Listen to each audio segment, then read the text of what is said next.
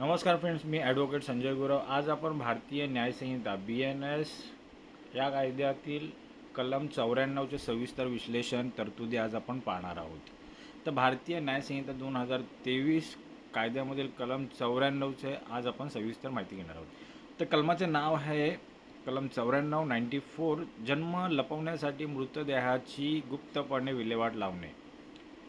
मूळ तरतूद काय या कलमात?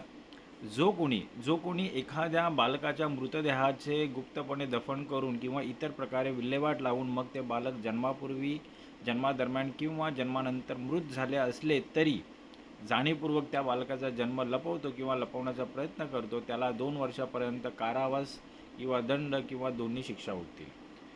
कलमाची तरतूद सोप्या शब्दामध्ये समजून घेऊया. या कलमात 2 गोष्टी सिद्ध झाल्या पाहिजेत. एक आहे कृती, बालकाचा मृतदेह गुप्तपणे पुरणे, नदीत फेकणे, जाळणे, लपवणे अशी कृती आढळून आली पाहिजे, सिद्ध झाली पाहिजे. तसेच मेन्स रिया, हेतू सिद्ध झाला पाहिजे. जन्म लपवण्याचा जाणीवपूर्वक हेतू सिद्ध झाला पाहिजे. आता बालक जिवंत जन्माला आले किंवा मृत जन्माला आले हा मुद्दा महत्त्वाचा नाही. जन्माची घटना लपवणे हाच गुन्हा आहे. सोप्या शब्दात समजून घ्यायचं म्हटलं तर एखाद्या महिलेने अनैतिक संबंधातून किंवा इतर कारणाने बाळाला जन्म दिला आणि समाजाच्या भीतीने किंवा कायदेशीर कारवाईच्या भीतीने त्याचा मृतदेह लपवून टाकला तर या कलमाखाली हा गुन्हा ठरला जाईल. आता हे कलम का बरं अस्तित्वात आलेलं आहे? तर ब्रिटिश काळापासून ही समस्या होती. अनवरत संतती म्हणजे इलेजिटिमेट चाइल्ड लपवण्यासाठी बालहत्या करून पुरावा नष्ट केला जात असे. स्त्रीभ्रूण हत्या, नवजात बालक हत्या, झाकणे अशा गोष्टी यापूर्वी होत होत्या. जन्ममृत्यू नोंदणी टाळणे, तर ह्या कारणांमुळे ह्या कलम अस्तित्वात आलेला आहे. त्यामुळे जन्म लपवणे हा स्वतंत्र गुन्हा केला, जेणेकरून खून सिद्ध झाला नाही तरी किमान हा गुन्हा सिद्ध करता येईल. उद्देश आणि उदाहरण समजून घेऊया. उद्देश काय या कलमाचं? तर बालकांच्या जीवाचे रक्षण करणे, जन्माची नोंदणी सक्तीची करणे आणि गुन्ह्याचा पुरावा नष्ट होऊ न देणे हे या कलमाचे उद्दिष्ट आहे. आणि उदाहरण समजून घ्या. उदाहरण 1, एका अविवाहित महिलेने घरातच मृत बालकाला जन्म दिला आणि त्याचा मृतदेह घराच्या मागे पुरला, हा गुन्हा आहे. तसेच उदाहरण 2, एका दाईने मिडवाईफने नवजात अर्भकाचा मृत्यू झाल्यावर कुटुंबाच्या सांगण्यावरून मृतदेह नदीत फेकला, जन्माची नोंद केली नाही तर हा गुन्हा ठरेल. तसंच तिसरं उदाहरण, बलात्कारातून जन्मलेले मूल लपवण्यासाठी मृतदेहाची विल्हेवाट लावणे हा देखील गुन्हा ठरेल. तर गुन्ह्याचे स्वरूप कसं आहे या कलमांतर्गत? तर गुन्हा कसा आहे? जामीनपात्र आहे की अजामीनपात्र आहे? तर हा गुन्हा जामीनपात्र आहे, बॅलेबल आहे. जामीन हा हक्क म्हणून मिळतो. तसेच हा गुन्हा तडजोडपात्र आहे की अतडजोडपात्र? तर हा गुन्हा अतडजोडपात्र आहे, नॉन कंपाऊंडेबल आहे, म्हणजे फिर्यादी आणि आरोपीमध्ये तडजोड होऊ शकत नाही. तसेच हा गुन्हा दखलपात्र आहे की अदखलपात्र आहे? तर हा गुन्हा दखलपात्र आहे. कॉग्निझेबल ऑफेन्स आहे. पोलीस वॉरंटशिवाय अटक करू शकतात आणि कोर्टाच्या परवानगीशिवाय तपास सुरू करू शकतात. आता ह्या कलमासंबंधित असलेले इतर कायदे समजून घेऊया. BNSमधील कलम 91-92, गर्भाला जिवंत जन्मापासून रोखणे, जन्मानंतर मारणे ही या कलमासंबंधित आहेत. तसेच BNS कलम 93, 12 वर्षाखालील बालकाला उघड्यावर सोडणे. पुढे आहे जन्म आणि मृत्यू नोंदणी अधिनियम 1969, जन्माची नोंद 21 दिवसात बंधनकारक आहेत. तसंच MTP ॲक्ट 1971, गर्भपाताचा कायदा, BNSS 2023 पहिली अनुसूची या कलमाचे वर्गीकरण करते.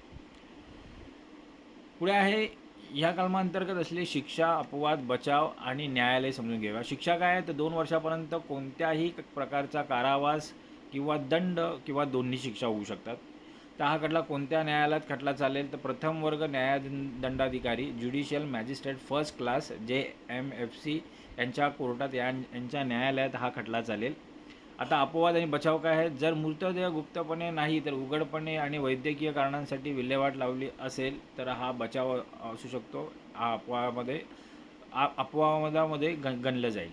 तसेच जन्म लपवण्याचा हेतू नव्हता हे सिद्ध झाल्यास, उदाहरणार्थ भीती, बेशुद्ध अवस्था, मानसिक आजार, याचा बचाव घेता येईल. तसेच जर बाळाला मृतदेह रीतसर दफन, अंत्यसंस्कार केला असेल आणि जन्म नोंदवला असेल तर गुन्हा नाही आहे, तर हे बचाव घेता येतील आरोपीला. आता BSA आणि BNSS अन्वये यांच्या अंतर्गत प्रक्रिया काय आहे तर BNSS भारतीय नागरिक सुरक्षा संहिता या कायद्याअंतर्गत प्रक्रिया अशी की FIR दाखल होतो. BANNS कलम 173 नुसार FIR दाखल होईल. तसंच तपास दखलपात्र असल्याने पोलीस थेट तपास सुरू करतील. जामीन BNSS कलम 478 अन्वये पोलीस ठाण्यातूनच जामीन मिळू शकतो, कारण जामीनपात्र हा गुन्हा आहे. आरोपपत्र चार्जशीट 60 दिवसांच्या आत चार्जशीट तयार होईल. आता BSA भारतीय साक्ष अधिनियम या कायद्याअंतर्गत पुरावे कसे गोळा होतील तर BSA कलम 7 नुसार कलम 7 अन्वये हेतू सिद्ध करणे, आरोपीने जन्म का लपवला हे सिद्ध गरजेचं आहे. हे कलम BSAच्या कलम 7 अन्वये हे सिद्ध करणं गरजेचं आहे. तसेच BSA कलम 31 परिस्थितीजन्य पुरावा, मृतदेह कुठे मिळाला, कसा पुरला हा कलम एक लागू होईल. तर वैद्यकीय अहवाल, PM रिपोर्ट, DNA, गावातील साक्षीदार अशा वर्करचे साक्ष महत्त्वाचे आहेत.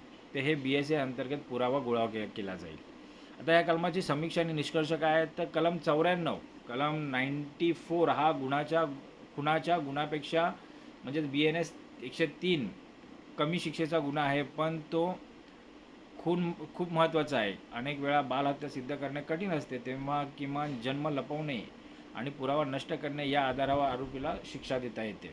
समीक्षा कशी करता येईल तर सध्याच्या काळात या कायद्याचा वापर स्त्रीला गुन्हेगार ठरवण्यासाठी न होता तिला समुपदेशन आणि संरक्षण देण्यासाठी झाला पाहिजे, कारण बहुतांश प्रकरणांमध्ये भीती, सामाजिक बदनामी आणि आधाराचा अभाव हे मूळ कारण असते. निष्कर्ष काय काढता येईल या कलमाचा तर BNS कलम 94 हे बालकाच्या अस्तित्वाचे रक्षण करणारे आणि पुरावा नष्ट होऊ न देणारे एक प्रतिबंधक कलम आहे. तर मित्रांनो, आज आपण भारतीय न्यायसंहिता BNS 2023 या कायद्यातील कलम 94 सेक्शन 94 या कलमाचा आज आपण सविस्तर अभ्यास केलेला आहे.